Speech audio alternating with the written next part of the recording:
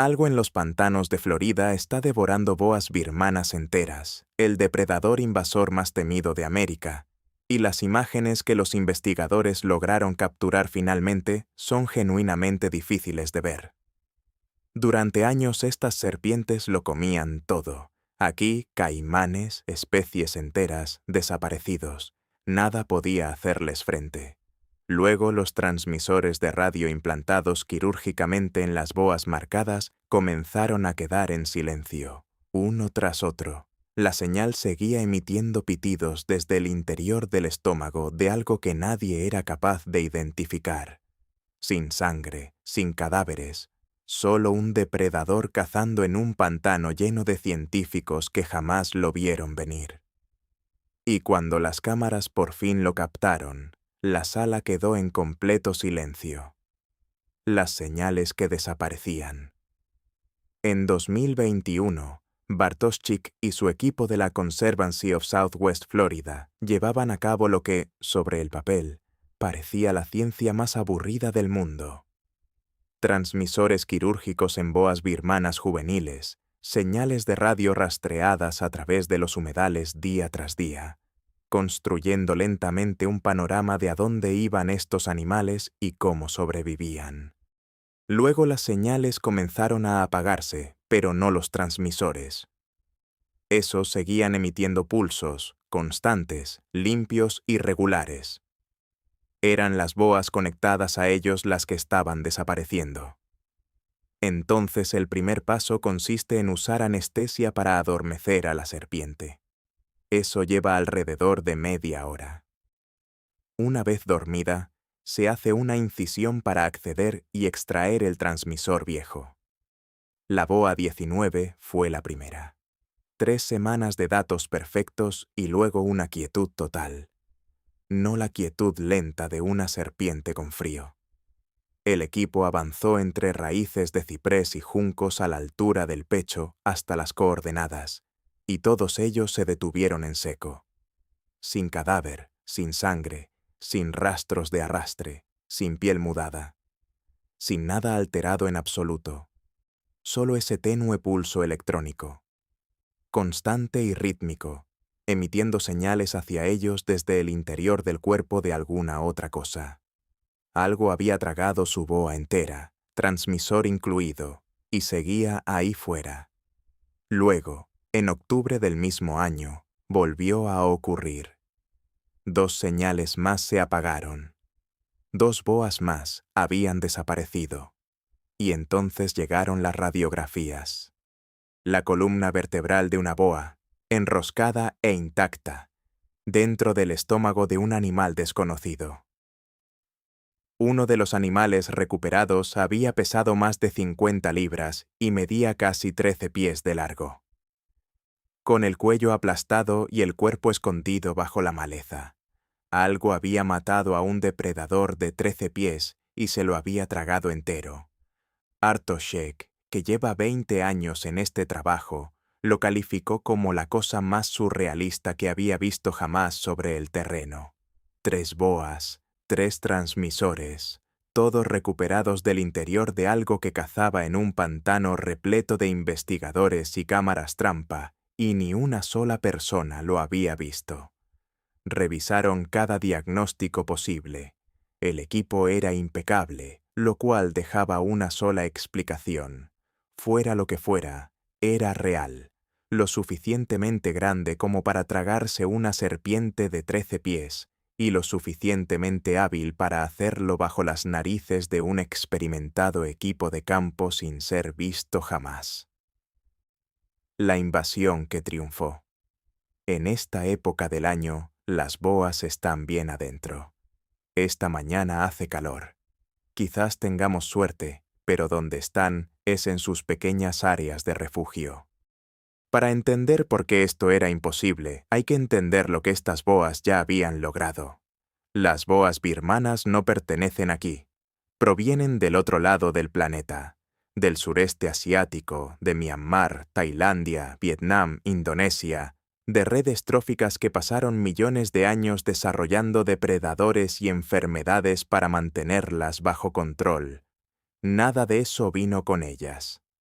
En los años 80 y 90, el comercio de mascotas exóticas enviaba miles de crías de serpientes baratas y llamativas a Florida.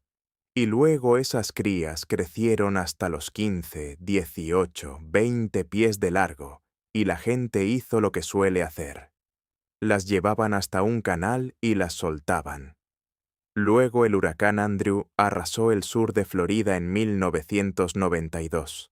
Destruyó los criaderos y lanzó cientos más directamente a la naturaleza. Llegaron sin enemigos naturales. Nada aquí había evolucionado para temerles. Así que comieron. Y aquí es donde necesito que realmente te lo imagines. No son solo números. Empecemos por los mapaches. En los tramos más afectados de los Everglades, la población de mapaches cayó un 99.3%. Siéntate con ese número. Eso no es una caída, es una extinción. Las zarigüeyas, un 98.9% menos. Los linces rojos, un 87.5% menos. Los conejos de pantano y los conejos de cola de algodón, simplemente desaparecidos de lugares donde habían vivido durante miles de años. Ahora sigue la cadena hacia arriba. Venados de cola blanca adultos, engullidos enteros. Caimanes, animales que sobrevivieron a los dinosaurios, apareciendo en el interior del estómago de las pitones. Y las aves. Los investigadores extrajeron restos de 58 especies distintas de aves del interior de estas serpientes. 58. Esto no llevó un siglo. Llevó un par de décadas. Y si sigues con nosotros hasta aquí, viendo el tipo de historia que los titulares se saltan sin más, tómate un segundo y suscríbete. Es gratis, y es la única forma en que este canal puede seguir investigando cosas como esta. Porque lo que ocurre después es la parte que nadie había modelado, nadie había predicho, y nadie quería creer. El Dr. Frank Mazzotti, ecólogo de fauna silvestre en la Universidad de Florida que ha dedicado más de 20 años a esta lucha, estimó la población de pitones entre decenas de miles y cientos de miles. Se intentó todo. Prohibiciones federales de importación, programas estatales de recompensas, perros de detección, drones térmicos, ADN ambiental, concursos de captura que traían cazadores de todo el país, incluso el cuerpo de ingenieros del ejército. Nada hizo mella. Y uno a uno, quienes mejor conocían ese ecosistema empezaron a decir en voz baja lo mismo. Las pitones habían ganado. Mazzotti lo expresó con toda la claridad posible, de pie en un aparcamiento de gravilla a las afueras de Nápoles tras 3 semanas en el pantano, quemado por el sol y agotado. El ecosistema está siendo devorado vivo, y no tenemos ningún depredador capaz de detenerlo. Nadie discutió. Los números no dejaban margen. Cada respuesta equivocada. Entonces, los transmisores empezaron a apagarse en los monitores de Bartoszak y la pregunta dejó de ser si los Everglades podían salvarse. Se convirtió en algo mucho más extraño. ¿Qué se come a aquello que se lo come todo? Cada respuesta a la que llegaban se desmoronaba. Un caimán grande era la suposición más obvia, salvo que los caimanes aplastaban. Hacen el giro de la muerte. Dejan rastro de destrucción, huesos rotos, tejidos desgarrados, restos a medio comer. Estas pitones no dejaban nada de eso. Una pantera de Florida muerde el cráneo o la columna vertebral y deja marcas de colmillos y arañazos. No había ninguna, sin huellas, un oso negro. Los osos son fuertes, pero ningún oso se traga a una serpiente de 4 metros de un solo bocado. Nada hace eso. Recorrieron toda la cadena alimentaria entera, y nada encajaba.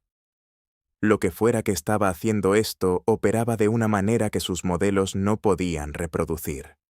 Así que hicieron lo único que quedaba. Fijaron cámaras trampa a los árboles en cada punto donde una señal había dejado de funcionar, y esperaron. Semanas de nada. Y entonces, una mañana, Un investigador abrió un clip y toda la sala de revisión quedó en silencio.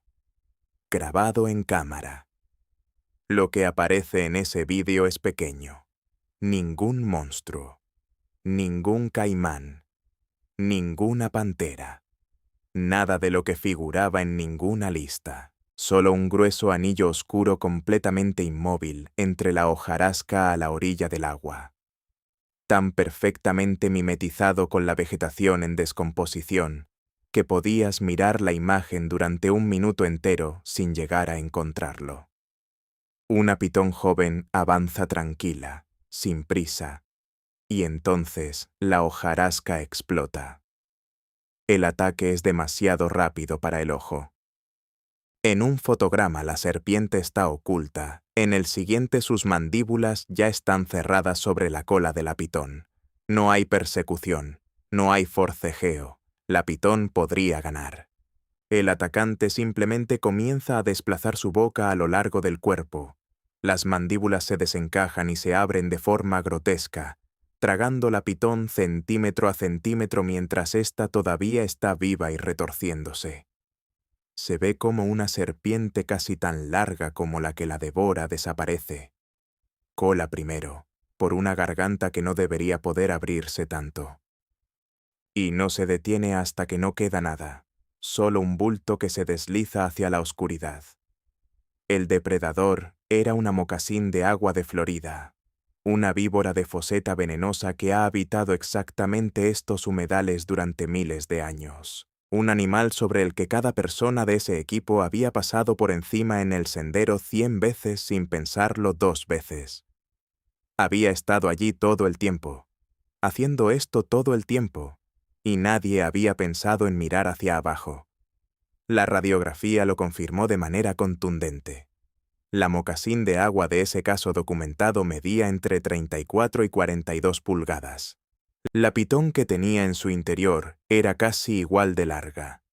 Una serpiente devorando una presa de casi su propio tamaño.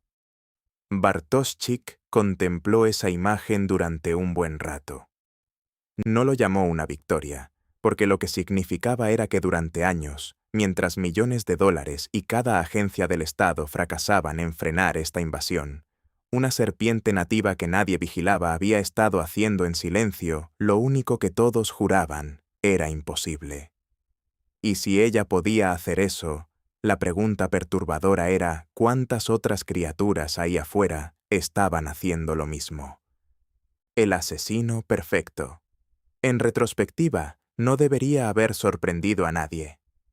La mocasín de agua de Florida, una Acquistrodon conanti, es uno de los depredadores más subestimados del continente. Los adultos miden entre 30 y 48 pulgadas. Los ejemplares excepcionales superan los 6 pies. Todo músculo pesado, diseñado exactamente para este territorio anegado de aguas negras. Este territorio siempre fue de ellas. Las pitones simplemente se mudaron a él. Ese famoso despliegue de boca abierta, el revestimiento blanco algodonoso que todos se imaginan, no es más que la advertencia.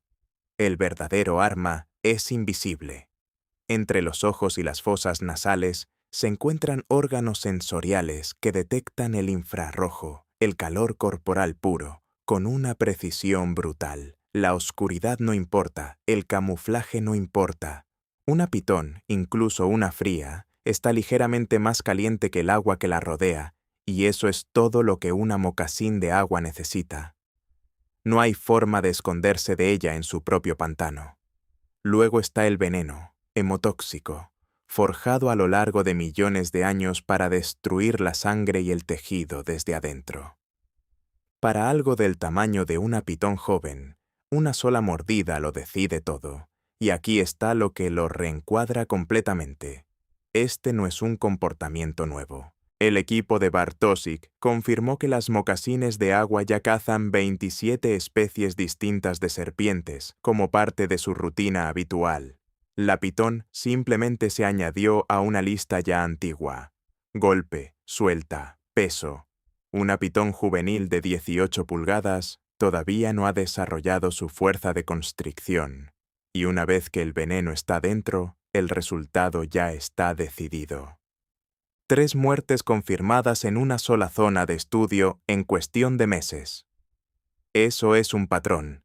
Un depredador nativo que aprende que las pitones bebé son presa fácil y lo aprovecha. Pero una sola serpiente entre la hojarasca no dobla una curva poblacional, y eso es exactamente lo que hizo que el siguiente descubrimiento de Bartosik fuera tan difícil de asumir. La mocasín de agua, resultó, no estaba trabajando sola. La coalición Los Transmisores habían estado contando una segunda historia todo ese tiempo, y una vez que el equipo comenzó a buscarla, se derramó de golpe. 5 de las 19 pitones monitoreadas habían sido cazadas por caimanes americanos, uno de ellos de apenas 9 pies de largo. Los caimanes no habían abandonado los Everglades. Habían estado resistiendo todo el tiempo, muerte tras muerte, y nadie lo había estado registrando. Luego, en junio de 2021, una cámara trampa capturó algo sin precedentes en el registro científico: un lince rojo, un felino nativo cuya propia población había sido devastada en un 87% por esta invasión, se acercó a un nido de pitón y lo atacó, no para carroñear ni para curiosear huevos abandonados.